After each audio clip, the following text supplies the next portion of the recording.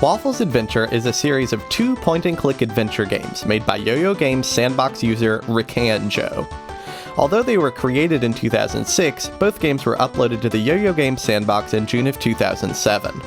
They follow the adventures of a round blue character named Waffle, his brother Bagel, and in the second game, a wide cast of supporting characters.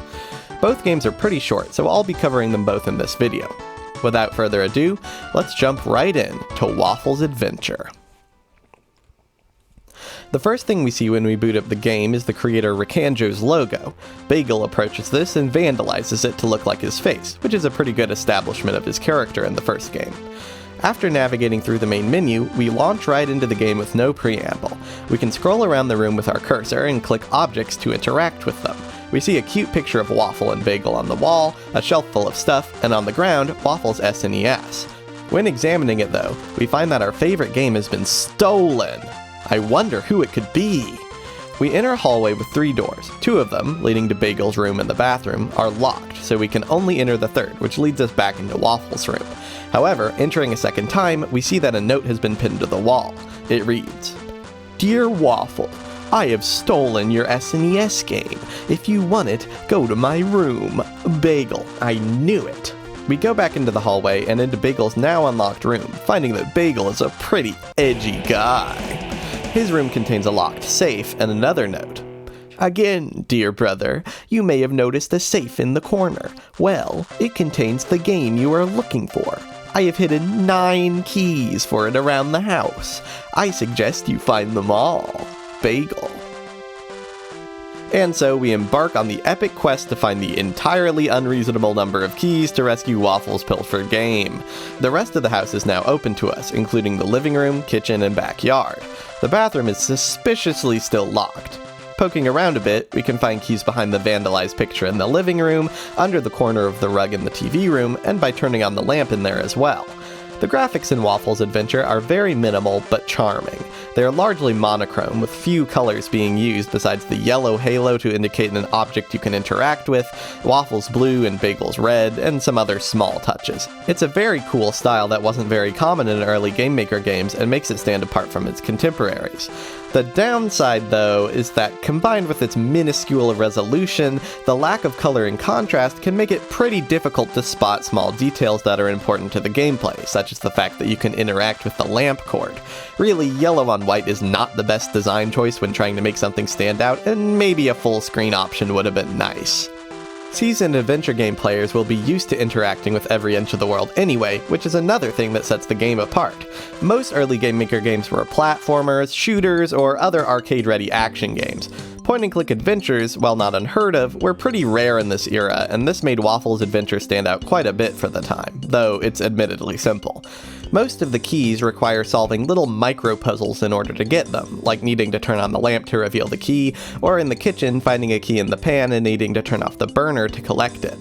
Other keys are a bit tougher to find, like one hidden in one of the many identical shelves around the house, or this one hidden in Bagel's edgy picture and only findable by happening to mouse over it. After collecting the last of the keys, we attempt to open the safe, but find another note from Bagel instead. It reads, "Dear Waffle, I forgot to mention that you'll also need a code. If you look in the bathroom, you'll find some questions. Answer them correctly, and you'll have the code. Bagel." When playing this to write the script, I got to this part and was like, haha, what if the code was 731? So I typed it in, and in some half-remembered miracle from 15 years ago, that was correct, and the game ended. I had to restart and collect all the keys again just so that I could write about the last section of the game. In the bathroom, we find another note from Bagel. "Oh yeah, I forgot to mention, the questions are hidden in the toilet. You'll have to fish them out." This, of course, was the most hilarious thing in the world when I was 10 years old. Here, we play a minigame where we have to navigate this pipe maze with the cursor without touching the sides in order to get to the paper at the end. This is actually identical to one of RICANJO's other games, uploaded around the same time, called Cursor Run, which takes this gameplay concept and spreads it across an entire game. It's pretty fun. Finally reaching the note at the end, it reads, "Well played, old chap. Question 1, how many carrots are in the kitchen? Question 2, how many shelves are in the house? Question 3. How many posters are in the house? Pull all the answers together for the code. That is all. If you've been paying attention throughout this video, you should know the answer, because I just said it in the last segment. It's 731. I already said it's 731. We enter the code, 731, and the safe opens to reveal our missing SNES game. We are treated to a cute end screen of Waffle playing his game with the message, "Thanks for playing." Well, that was a delightful little experience, wasn't it? Short, sweet, and thoroughly charming. Well, what if I told you that Waffle's Adventure 2 was the complete opposite? I'd be lying, because it is, if possible, even more sweet and charming than the first game, though it is quite a bit longer. So without further ado, let's dive in. Waffle's Adventure 2, subtitled The Move, begins with the same graphic from the first game, but as Bagel approaches to vandalize the logo, Waffle appears from off-screen to bowl him over and do a :3 face. After navigating the main menu, we see Waffle walk into his new home and find a mysterious yellow figure standing by his bed. Can I help you? Oh, hey, sorry, I didn't see you. Okay. I'm Pancake. Hey, I'm Waffle. Non-binary icon Pancake leads us through the tutorial, telling us how to save and showing us the various locations in the town. These include Waffle's house, the library, Lollipop's house, Professor Popcorn's lab, and the shop where Pancake himself works. Each of these locations will become important later in the story, but let's start by taking a look at Waffle's house. Here we can find the picture of Waffle and Bagel from Waffle's childhood bedroom, as well as another picture of a bunch of people Waffle doesn't know yet, which is totally normal. By clicking on the bed, we can see our progress, save the game, and most importantly, see how Waffle sleeps. Looks comfy. Near the exit, we can find what looks to be a thermostat, but is actually a customization menu for Waffle's house. We'll cover this more in depth later once we've collected some items. Beginning to explore, we visit the library and find none other than Bagel sleeping behind the counter. After reluctantly waking up, Bagel explains that this is his new job. The books on the shelves here in the library appear to be inside jokes referencing users that I don't know, which is pretty cool. Next, we move on to Lollipop's house, where we are devoured by shockingly pink decor. Hello, Waffle, right? Yeah, how did you know? It's a small village, I know everyone. Oh, okay. Who are you? Sorry? I'm Lollipop. Well, it's been nice meeting you. If you need anything at all, just ask me. Thanks. Lollipop doesn't exactly have what I'd call a personality, but neither do most of the other characters if we're being honest, and her and Waffle's romance is still pretty cute. Oh, spoilers by the way, but let's be real. If you saw the loading screen of the game, you were already spoiled at this point. Back on the street, we find 50 pounds on the ground. I wish that I also could experience the dream of home ownership and finding free money on the ground, but alas, I live in America. Next, we'll visit Professor Popcorn's lab. Immediately after entering, he tries to get free labor out of us. Hello, Waffle. Can you do me a favor? Hello. How did you know my name? Oh, Lollipop told me. Right. You wanted a favor? Could you run to the library and pick me up a book? It'll be under my name, just ask for it. Will do. We walk back to the library to see Bagel and collect the book for Professor Popcorn. After bringing it back, he thanks us for our help. If we talk to him again, he offers us the position of assistant. Since we can only make so much money by looking on the ground, we agree. Our first task as assistant is to help him solder a circuit. This leads us to a minigame where we have to quickly connect several dots with the cursor. For this 10-second job, we get 100 pounds, which more than makes up for him stiffing us on the library trip. Now that we've got a bit of spending money, let's check out the shop. The shop, of course, is run by non-binary icon Pancake, and when asked, they give us a list of wares for the day. These consist largely of house customizations, but also include minigames that can be bought and played back at the house. Also in the shop, we can find an arcade cabinet called Match'em, which is a reflex game where you get 10 pounds per Waffle and minus 20 pounds per Bagel, which seems kinda mean to Bagel, frankly. I also always found it odd that Pancake had a video game about Waffle and Bagel, likely from before Waffle even moved in. Are Waffle and Bagel some sort of celebrities in this universe? Why does some arcade developer know about them? Why isn't Waffle freaking out about his normal life that seems to be some mini Truman Show? Like, remember that picture on the wall of his house that's like a bunch of random people? Like, what was that? Anyway, it's a good way to make some money when you've spent all your ground money on wallpapers.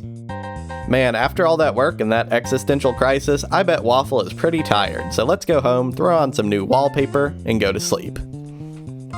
I want to take this opportunity to talk a bit about the graphics. The style definitely adheres to that of the first game quite closely, but with way more color sprinkled throughout, or in the case of Lolly's house, dumped. The new character designs are all quite good and distinct from each other, which is pretty impressive since they're all just really various colored balls. Still, each one manages to be unique and cute in its own way.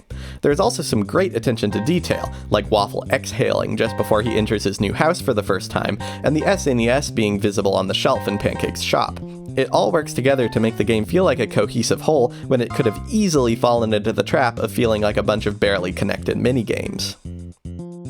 After a good night's sleep, we're feeling nice and refreshed and ready to randomly wander into Lollipop's house again. Oh, hi again, Waffle.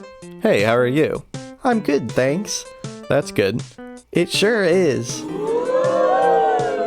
Well, I'm sure you've got something to do. See ya. Geez, okay, hint taken. Let's go find some money, I guess. After walking into Professor Popcorn's lair, he immediately starts grilling us. I have a couple of questions for you. How many books are there in the library? What? How many things can you buy in the shop? I don't know. And how many places can you visit in the village? Like 5? Why are you asking me this? I'm afraid you'll have to try again. Unfortunately, my superior recall is apparently only effective at remembering numbers of carrots and not books, so we'll have to run all over town counting books, store items, and places in the village. By the way, a pet peeve I have here is that Popcorn asks how many books are in the library, but he actually wants to know the number of interactable book bunches in the library. If we counted the individual books within those bunches, the number would be far higher, and frankly, I'm disappointed a man of science like Popcorn would be so loosey-goosey with his questions. Nevertheless, after giving him the correct answers, we earn another £75. If we chat with him again, Professor Popcorn once again demonstrates his senility by admitting he lost 3 items while he was out before: a screwdriver, a spring, and a set of controls. The screwdriver is in the middle of the street outside, the spring in non-binary icon Pancake's shop, and hey look, a £75 note. Wait, are there such things as £75 notes? Going into Lollipop's house to look for the controls, we accidentally get sucked into a conversation with her, where she talks like a 2000s Tumblr girl as usual. Luckily, Waffle finds this endearing. After scouring the town, we finally find the controls in the library, where Bagel seems to be acting more normal than usual. Suspicious. We return to Popcorn's lab, where we earn £150 for our trouble. In the next minigame for Popcorn, Waffle has to light a Bunsen burner, and man, I remember this minigame being actually really annoying and hard as a kid. Basically, you just have to spam the spacebar really fast to light it, but I could never do it very well as a kid. I had no problem with it now though. I guess the hundreds of hours spent honing my skills in Cookie Clicker have finally paid off for something. We get another £150 for this task. Having a bit more spending cash, we head back to the shop to check out some of the customizations offered there. We have not only the wallpapers from earlier, but also matching red and blue flooring options, as well as 2 posters, one of our precious SNES and one of RICANJO's other game, Cursor Run. A lamp and a welcome mat also fill out the space nicely. I wasn't able to afford a TV or the SNES from the store yet, but once we get them, we can also play the minigames from the store. Funnily enough, we are allowed to buy the minigames even though we have no way to play them, which seems kind of like non-binary icon Pancake is scamming us. But whatever, I just made £150 from an old man lighting a Bunsen burner. I'm not one to complain. Anyway, I'll just save real quick. You know what? Let's visit Lollipop. Hey, Waffs. Hey. So, how are you today? I'm great, thanks. You? Oh, I'm great too. I'm great, thanks. You? What? Here goes nothing. So, would you like to go out sometime? Yeah! Yeah, sure. Wow. Well, I'll see you next Saturday then. Having proven that he can actually pull, Waffle heads back to Professor Popcorn's lab to find that the old man has made quite a mess. Ack, have you seen the mess in my lab? Yep, nasty. Could you clean it up for me? Thanks, I knew you would. Go on then, lad. One day I'm going to kill this old man. We are forced by Popcorn to go around his lab, cleaning up dangerous chemical spills, explosions, and mysterious puddles of liquid, all without proper safety equipment or hazard pay. Regrettably, the OSHA compliance office is not a location in this game, maybe in Waffle 3. After finally cleaning the old man's disgusting lab, we get 200 pounds, which does soften the blow a little bit. It may even help pay off some of the medical bills from our chemical burns. In our next job for Popcorn, we are tasked with going down to the shop to pick him up something to eat. This, of course, raises an important question. Are the characters in Waffle's adventure named after foods, or do they just happen to have names that coincide with human foods? Like, do waffles, bagels, pancakes, and so on exist in the world of Waffle? And if so, are they still called that, or are they called like Gene, Derek, and Ash? This world poses many such questions, almost none of them worth your time. It's cute. The answer is because it's cute. In the shop, we ask for a sandwich, and non-binary Icon Pancake sells us one for 10 pounds, once again cementing that they're an absolute grifter. When we bring Popcorn the sandwich, he pays Waffle 100 pounds for it, which cements the fact that we are an absolute grifter as well. In 2020, California approved Proposition 22, which made gig economy workers exempt from a federal rule that would have otherwise classed them as full employees and therefore entitled them to salary and benefits. Because the exemption was passed, gig workers are still classified as contractors, have no minimum wage, and are entitled to no benefits. That is to say, making 100 pounds for a single DoorDash order? Good luck. After eating this very expensive lunch order, Popcorn tasks us with soldering another circuit. This one is a bit more complex, but luckily we don't have to adhere to any sort of order, so we can just sort of slather solder all over and make an easy 150 pounds. Next up, we have to pick up a package for the old man. He tells us that non-binary icon/entrepreneur Pancake has it, so we trek off to the shop to find it. Hi, can I help you? Yeah, do you have a package for Professor Popcorn? Nope, sorry, I think Bagel took it. Okay, thanks anyway. Stymied, but no less determined, we traipse off to the library to, I gave it to Lollipop. Okay, bye. Oh, well, thanks. We head over to Lollipop's house and, aw, look, she has a picture of Waffle in what used to be an empty frame on her wall. That's very cute. Anyway, we talk to her and finally collect the package. No, sorry, I thought you might want it, so I put it in your house. You don't mind, do you? Aw, come on!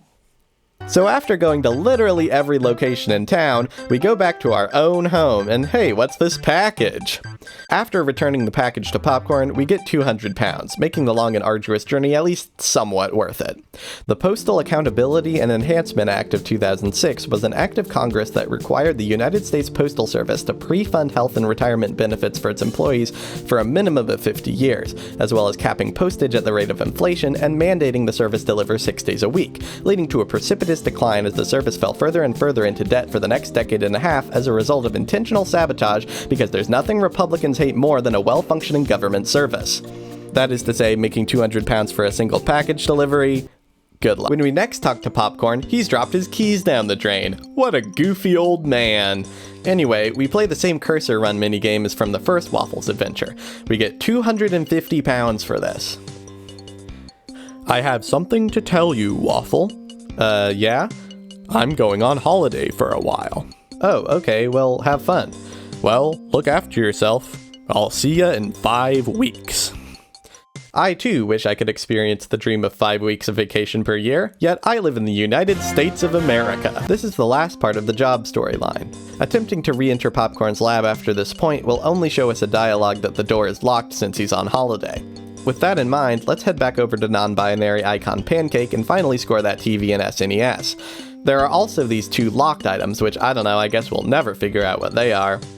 Back at Waffle's house, we can finally try out some of the minigames, and my god is this cute. Look, we can dress up Waffle and give him a little Mario hat. This is so utterly pointless, and I love it so much. The other minigame available by default is this paint program, which is undeniably the equal of Photoshop in terms of processing power. Just look what we can do here. Amazing. Since we're out of games for now, we'll have to look elsewhere for fun. Luckily, having fun isn't hard when you've got a library card. Yes? Can I help you? Ah! I hate this job! It's so boring! Especially since my boss had that talk. What? I guess it isn't so bad. It's just so boring. You've really cheered me up. Well, thanks for this little chat, Waffle. No problem? It's nice to have a little chat every so often. Yeah, I guess.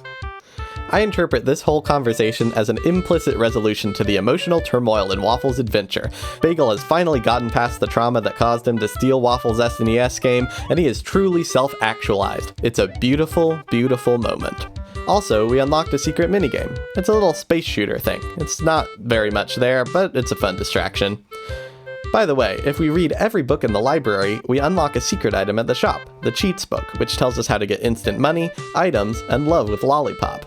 It then bursts into flames in our hands, showing that non-binary grifter icon Pancake is one step ahead at all times. There's nothing really left to do now but head back to Lollipop's house. Well, it's Saturday. Yep, let's go. The final credits roll, showing Waffle and Lollipop at a movie theater. After they conclude, a heart wafts up between them. After returning to the world, we unlock a music player at our house and a final secret item in the shop, the facts book, which shares some facts about the game, like that Waffle is based on Kirby and Bagel was added as an evil twin to add depth. It also contains facts on RICANJO himself, like that he spends a lot of time listening to Coldplay on iTunes. Honestly, you have to respect it. And with that, we finally completed Waffle's Adventure 2: The Move. As a game, it has a lot more to do than Waffle's Adventure 1, but I think it maintains the same aesthetic and manages to expand the world while remaining incredibly charming. I wouldn't say that the story is groundbreaking, but it's super cute, and I love going around and doing all my little tasks while Professor Popcorn grossly overpays me. And of course, the whole Lollipop storyline is just cute. The customizations are a fun detail, and the minigames, while nothing super innovative, add more stuff to do to the game. When I was younger, I loved Waffle's Adventure 2. I used to talk about it with my friends all the time, and we even had a long-running disagreement on the gender of Pancake, hence, you know. I believe RICANJO eventually confirmed that Pancake was intended as male, but I'm invoking death of the author on that one.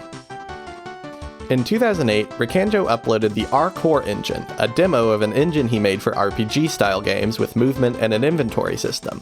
The first part of the demo features this pixelated protagonist who we can control to pick up various items in the inventory and talk to people with these cool text effects. However, if we exit off the far right of the screen into this black void... This is the last canon piece of Waffle Media, a tiny fraction of a demo for the never-produced Waffle's Adventure 3. This iteration of the game is, of course, based off the R-Core engine, and thus, instead of a fully point-and-click interface, we can actually see Waffle on screen and control him with WASD keys. We can still interact with objects using the mouse, but Waffle has to be physically near the target in order to interact. In the demo, we can see a text effect test, examine a poster on the wall, and have this short dialogue with Bagel. And that's it. As you can tell, the art style is drastically different from that of the first two Waffle games, featuring a more modern pixel art aesthetic, some very impressive animations, and a surprising amount of detail put into the characters. It's clear that RICANJO grew a lot as an artist in the 2 years between the first games and this demo. Unfortunately, this demo would be the last piece of Waffle Media produced. RICANJO confirmed in 2009 that he hadn't worked on the game since the version in the R-Core engine, and he never released anything again to my knowledge. The last mention of the Waffle series I can find from him came in 2012 on his personal blog, where he wrote, "Years ago, I was a big fan of the games programming software aptly named GameMaker. My friend and I learned how to code in the rather simple GameMaker language, and we both developed our own games and engines. However, my specialty was spriting and animation, especially presentation and effects. I created these characters, named Waffle and Bagel, back when I was 16. Based on the design of the Nintendo character Kirby, they both starred in 2 games that I developed, although regrettably, both are incompatible with Windows 7. Quick interjection here, I used a program to convert the Waffles Adventure games to be runnable on modern Windows machines, and you can find that link in the description.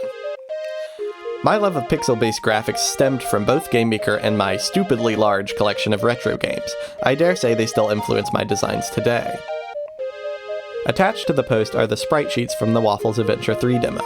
Given the great-looking designs that were used in that very short peek, I can only imagine that the full version of Waffles Adventure 3 would have been a wholly unique and very enjoyable experience. But sadly, it was not to be. In any event, I hope that RICANJO, like me, has nothing but fond memories from the incredible charm of Waffles Adventures.